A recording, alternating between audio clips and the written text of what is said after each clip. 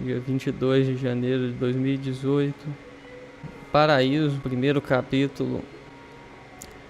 Xamanismo, arrumando o palco. Raonge está sentado imóvel à luz fraca da fogueira.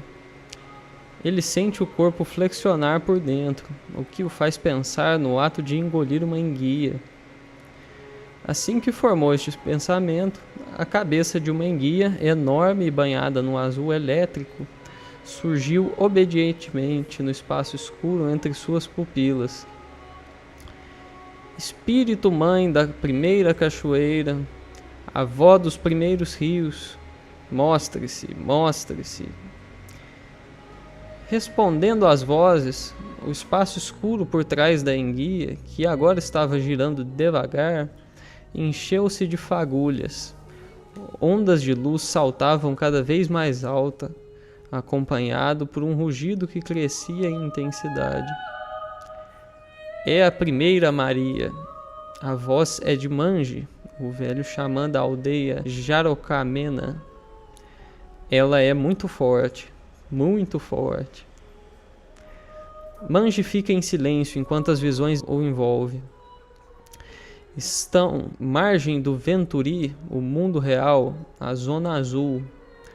O ruído da chuva lá fora é irreconhecível. Ao arrastar das folhas secas, misturado ao som de sinos distantes, as badaladas mais parecem luz do que som. Até relativamente pouco tempo, as práticas de Manji e sua remota tribo amazônica eram práticas religiosas típicas em todos os lugares. Apenas nos últimos milênios, a teologia e o ritual passaram a formas mais elaboradas e não necessariamente mais úteis. Xamanismo e religião comum. Quando cheguei ao Alto Amazonas, no início de 1970, acabara de passar vários anos em sociedades asiáticas. A Ásia é um lugar onde os cacos das conchas de ontologias religiosas descartadas atulham a paisagem poeirenta como as carapaças de escaravelhos polidas pela areia.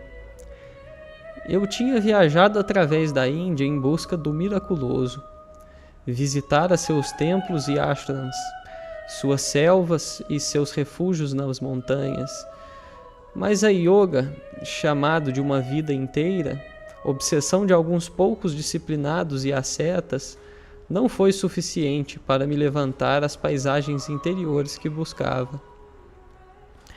Na Índia, aprendi que, em todos os tempos e lugares onde a chama luminosa do espírito fez um sulco raso, a religião não passa de um negócio.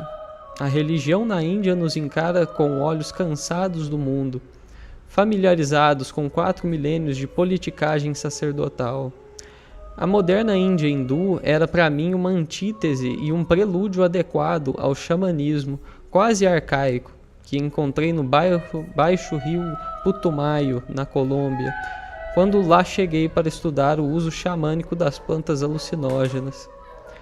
Xamanismo é a prática da tradição que remonta ao Paleolítico Superior, de cura, adivinhação e desempenho teatral baseados na magia natural desenvolvida entre 10 e 15 mil anos atrás. Mircea Eliade, autor de Shamanism, Archaic Techniques of Ecstasy, e principal autoridade em xamanismo no contexto de religião comparativa, mostrou que em todos os tempos e lugares o xamanismo mantém uma surpreendente coerência interna de práticas e crenças. Independente do xamã ser um inuit do Ártico ou um vioto do Alto Amazonas, certas técnicas e expectativas permanecem as mesmas. A mais importante dessas invariáveis é o êxtase, um ponto que meu irmão e eu levantamos em nosso livro The Invisible Landscape. A parte extática da iniciação do xamã é mais difícil de se analisar, já que depende de certa receptividade a estados de transe e êxtase por parte do noviço. Ele pode ficar melancólico, um tanto frágil e doentio, predisposto à solidão, e talvez possa ter crises de epilepsia ou catatonia, ou alguma outra aberração psicológica, ainda que nem sempre, como afirmam algumas pessoas que escreveram sobre o tema. De qualquer modo, a predisposição psicológica ao êxtase determina somente o ponto de partida de sua iniciação. Depois de uma história de doença psicossomática ou aberração psicológica, que pode ser mais ou menos intensa, o noviço finalmente começará a passar por enjoos e transes iniciatórios. Ficará como morto ou em transe profundo durante dias e dias. Durante esse tempo, ele é procurado em sonhos pelos espíritos que o auxiliam e pode receber instruções deles. Invariavelmente, durante esse transe prolongado, o noviço passará por um episódio de morte e ressurreição místicas. Pode-se ver reduzido a um esqueleto e em seguida vestido com carne nova, ou pode-se ver fervido num caldeirão, devorado pelos espíritos e em seguida recuperando sua inteireza. Ou pode imaginar-se sendo operado pelos espíritos, tendo seus órgãos removidos e substituídos por pedras mágicas, e em seguida sendo costurado de novo. Eliade mostrou que, ainda que os temas particulares possam variar entre culturas e até mesmo entre indivíduos, a estrutura geral do xamanismo é clara. O xamã neófito passa por uma morte e uma ressurreição simbólicas, o que é entendido como uma transformação radical em uma condição sobre-humana. Assim, o xamã tem acesso pleno ao sobre-humano, um senhor do êxtase. Pode viajar à vontade no reino dos espíritos e, mais importante, pode curar e adivinhar. Como observamos em The Invisible Landscape, resumindo, o xamã é transformado de um estado profano em um estado sagrado. Ele não somente efetuou sua cura pessoal através dessa transmutação mística, agora ele está investindo com o poder do sagrado e, portanto, pode curar também os outros. É importantíssimo lembrar que o xamã é mais do que simplesmente um homem doente ou um louco. Ele é um doente que se curou, que está curando e que deve atuar como xamã para permanecer curado. Deve-se observar que Eliade usou a palavra profano com o objetivo deliberado de criar um corte nítido entre a noção do mundo profano da experiência comum e o mundo sagrado, que é totalmente outro. As técnicas do êxtase. Nem todos os xamãs usam a intoxicação com plantas para obter o êxtase, mas todas as práticas xamânicas buscam provocar o êxtase. Sons de tambores, manipulação da respiração, provações, jejuns, ilusões teatrais, abstinência sexual. Todos esses são métodos reconhecidos há muito tempo para entrar no transe necessário ao trabalho xamânico. Mas nenhum desses métodos é tão eficaz, tão antigo e tão avassalador quanto o uso das plantas que contêm componentes químicos provocadores de visões. O costume de usar plantas intoxicantes pode parecer estranho ou surpreendente para alguns ocidentais. Nossa sociedade vê as drogas psicoativas como coisas frívolas ou perigosas, na melhor das hipóteses, reservadas ao tratamento dos doentes mentais sérios, quando não há nenhum outro método eficaz.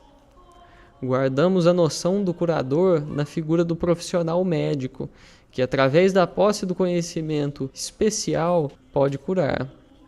Mas o conhecimento especializado do médico moderno é conhecimento clínico, afastado do drama de cada pessoa única e particular.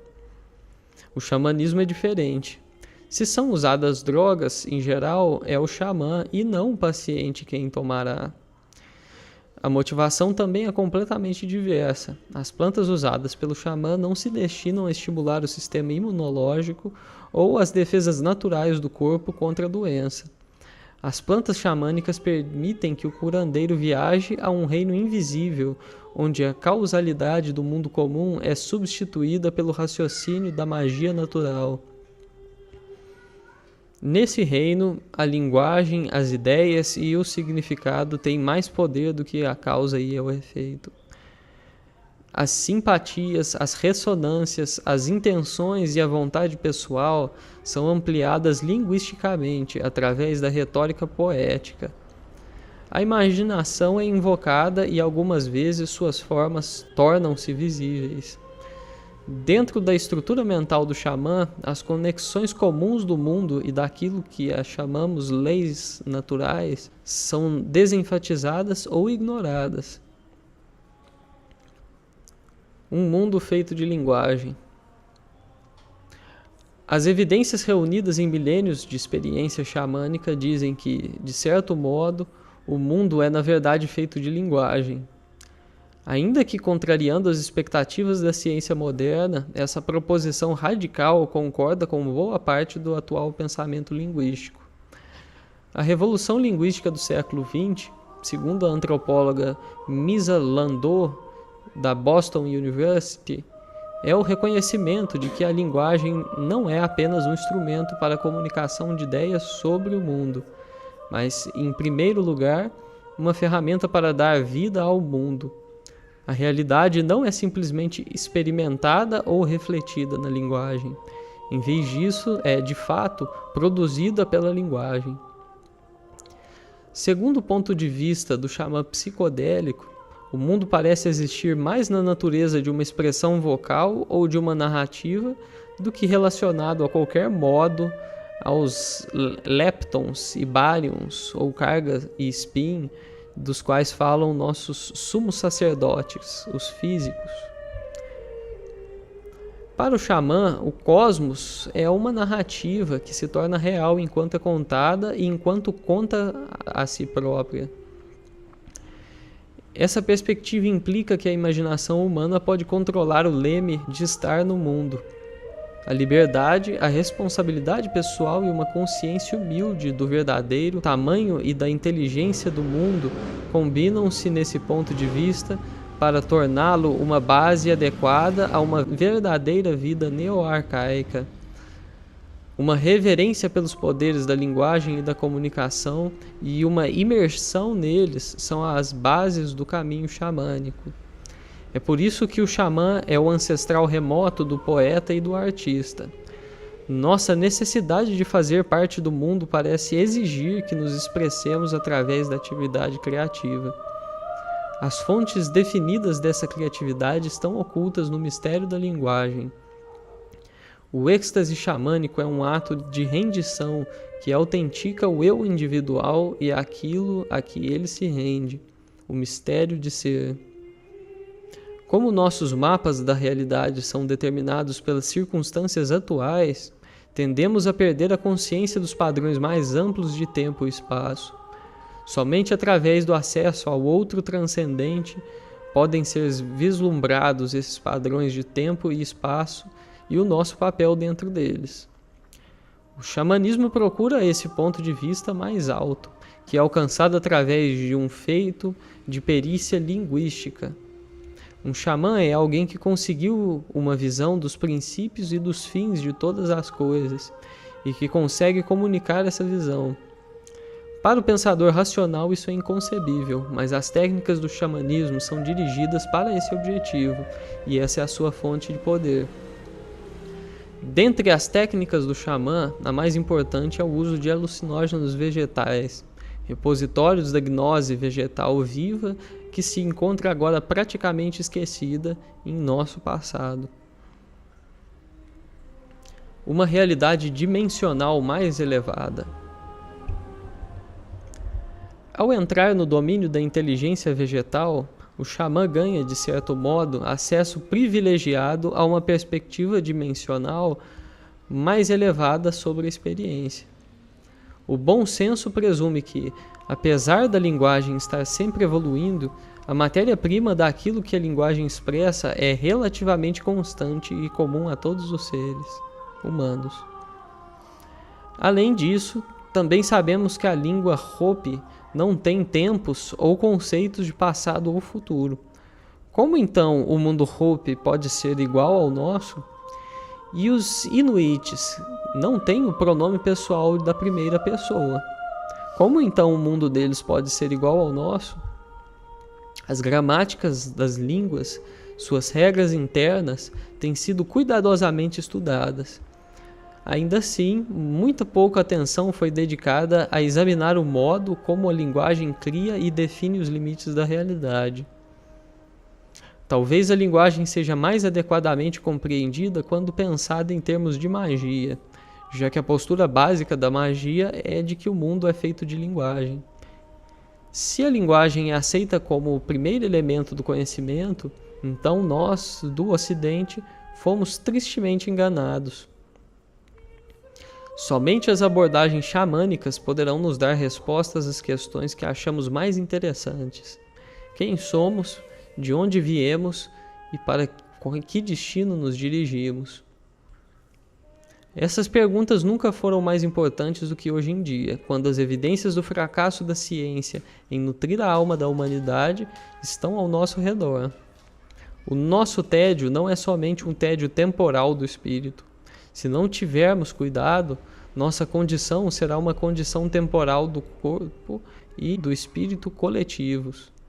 O preconceito racional, mecanicista e anti-espiritual de nossa cultura tornou impossível apreciarmos a estrutura mental do xamã.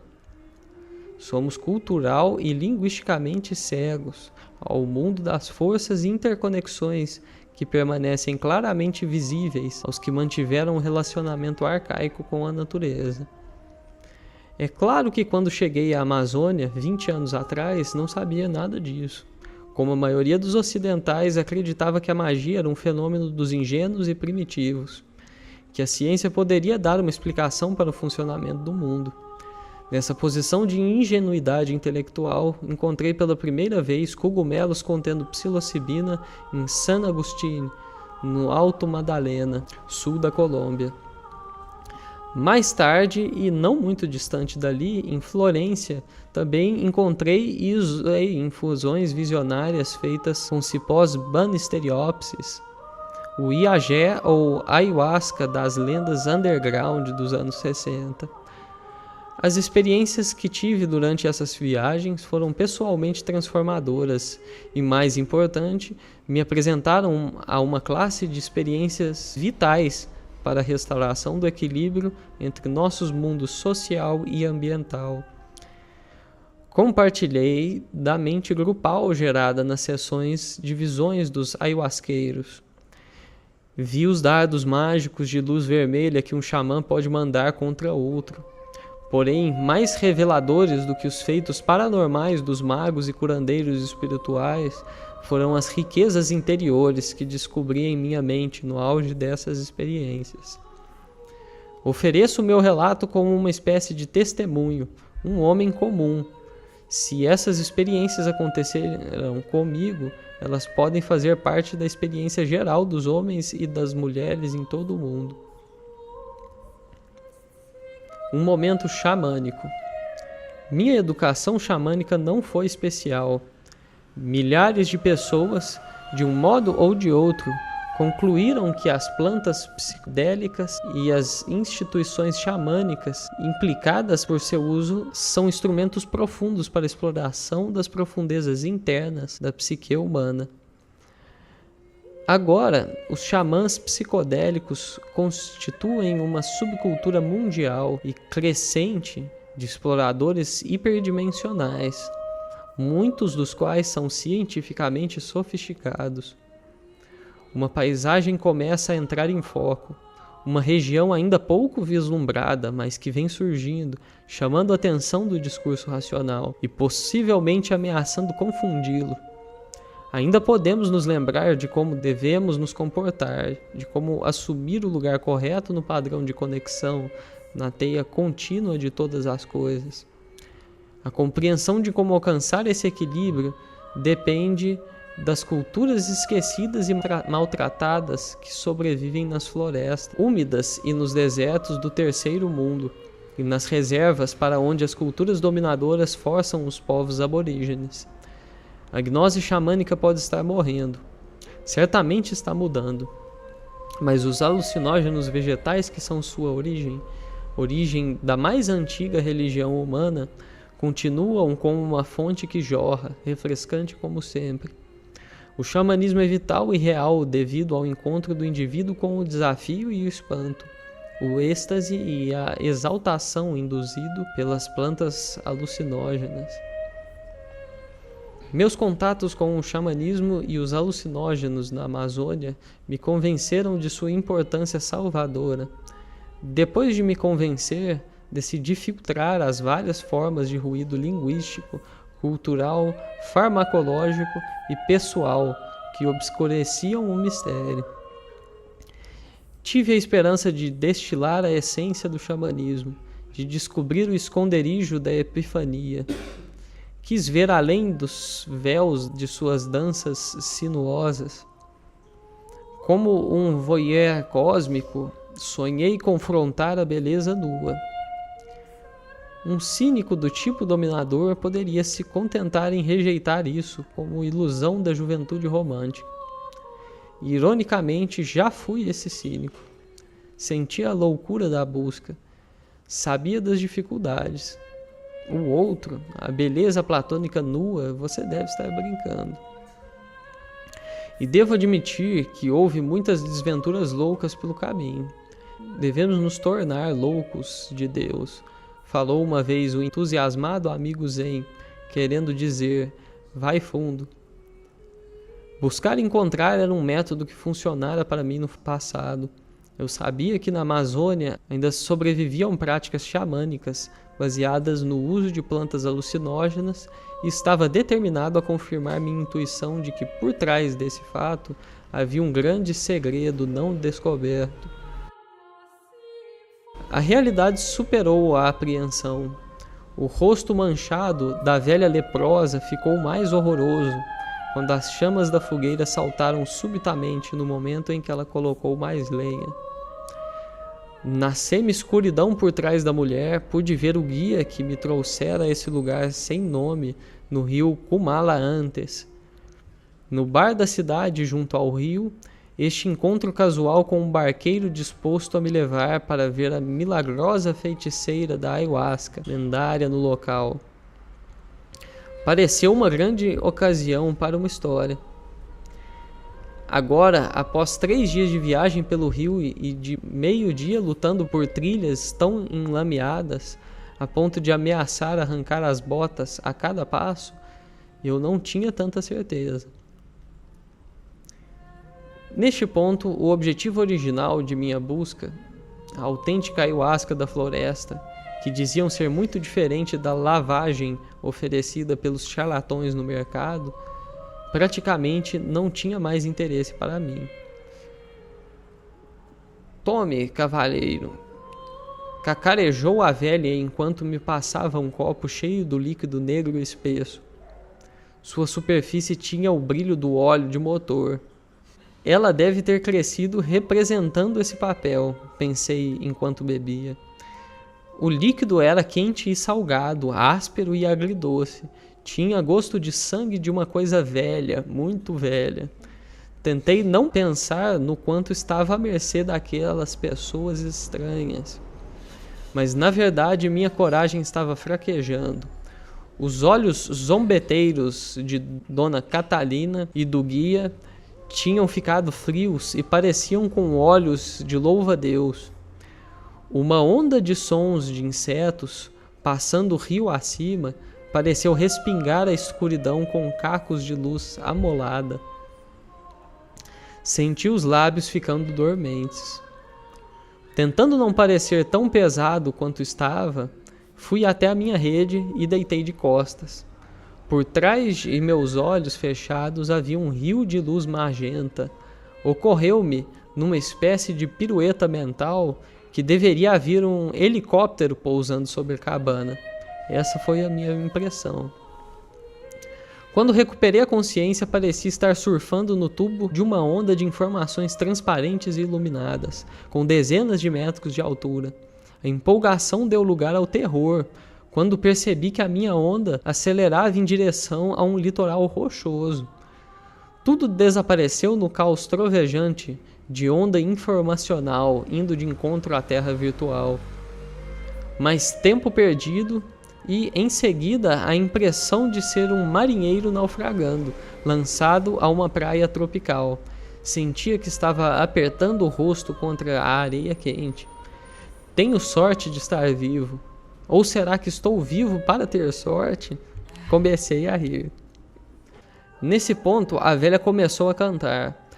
Não uma canção comum, e sim o Icaro, uma canção mágica de cura, que em nosso estado intoxicado e extático parece um peixe de recife tropical ou uma encharpe de seda com muitas cores do que um desempenho vocal. A canção é uma manifestação visível de poder, envolvendo-nos e deixando-nos seguros. O xamanismo e o mundo arcaico perdido. O xamanismo foi maravilhosamente definido por Mircea Eliade como as técnicas arcaicas do êxtase. O uso que Eliade fez do termo arcaico é importante aqui, porque nos alerta para o papel que o xamanismo deve representar em qualquer renascimento autêntico das formas arcaicas vitais de ser, viver e compreender. O xamã consegue entrar num mundo que está oculto para quem vive na realidade comum. Nesta outra dimensão se escondem tantos poderes úteis quanto malévolos. Suas regras não são regras do nosso mundo, parecem mais as regras que atuam nos mitos e nos sonhos. Os curandeiros xamânicos insistem na existência de um outro inteligente em alguma dimensão próxima. A existência de uma ecologia de almas ou uma inteligência não encarnada não é uma coisa com a qual a ciência possa se atracar e em seguida emergir com suas premissas intactas. Particularmente, se esse outro tem feito parte da cultura terrestre há muito tempo, presente porém invisível, compartilhando um segredo global. Os textos de Carlos Castaneda e de seus imitadores resultaram numa coqueluche de consciência xamânica, que, mesmo confusa, transformou o xamã de uma figura periférica na literatura da antropologia cultural no modelo colocado pela mídia para a entrada na sociedade neo-arcaica. Ainda que os cientistas, num caso raro de deferência, tenham chamado psicólogos e antropólogos para analisar o xamanismo. Essa cegueira em relação ao mundo paranormal criou um ponto cego intelectual em nossa visão normal do mundo. Somos completamente inconscientes do mundo mágico do xamã. Ele é simplesmente mais estranho do que podemos supor. Considere um xamã que usa plantas para conversar com um mundo invisível habitado por inteligências não humanas. Pareceria perfeito para a manchete de um tabloide sensacionalista. Entretanto, os antropólogos registram essas coisas o tempo todo e ninguém ergue uma sobrancelha. Isso porque tendemos a presumir que o xamã interpreta a sua experiência da intoxicação como uma comunicação com os espíritos ou ancestrais. A implicação é que você ou eu interpretaríamos essa mesma experiência de modo diferente e que, portanto, não é de se espantar que mais um camponês pobre e desinformado ache que estava falando com um anjo. Por mais xenofóbica que seja essa atitude, ela sugere um bom procedimento operacional, já que o que diz é: mostre as técnicas de seu êxtase e julgarei por mim mesmo a sua eficácia. Eu fiz isso. Essa é a minha credencial para as teorias e opiniões que ofereço. A princípio fiquei aterrorizado pelo que descobri. O mundo do xamanismo, dos aliados, dos alteradores de forma e do ataque mágico é muito mais real do que as construções da ciência jamais poderão ser. Porque esses espíritos ancestrais e seu mundo podem ser vistos e sentidos, podem ser conhecidos na realidade não habitual. Uma coisa profunda, inesperada, quase inimaginável nos espera se levarmos nossa atenção investigativa para o fenômeno dos alucinógenos vegetais xamânicos. Os povos que estão fora da história ocidental que continuam na época de sonho da pré-escrita, mantiveram acesa a chama de um mistério tremendo. Seria humildade admitir isso e aprender com eles, mas tudo isso faz parte de um renascimento arcaico. Daí não se deve deduzir que devemos ficar de queixo caído diante das realizações dos primitivos numa outra versão da dança do selvagem nobre. Todo mundo que já fez trabalho de campo sabe dos choques frequentes entre nossas explicações sobre como o verdadeiro povo das florestas úmidas deve se comportar e as realidades da vida tribal cotidiana. Ninguém compreende ainda a misteriosa inteligência que há nas plantas ou implicações da ideia que a natureza se comunica numa linguagem química básica, inconsciente, porém profunda. Ainda não compreendemos como os alucinógenos transformam a mensagem inconsciente em revelações contempladas pela mente consciente. Enquanto afiavam suas intuições e seus sentidos, usando as plantas que estivessem à mão para aumentar sua vantagem adaptativa, os povos arcaicos tinham pouco tempo para a filosofia. Até hoje, ainda não se manifestaram totalmente as implicações da existência dessa mente descoberta pelos povos xamânicos dentro da natureza. Enquanto isso, silenciosamente e fora da história, o xamanismo prosseguia seu diálogo com um mundo invisível.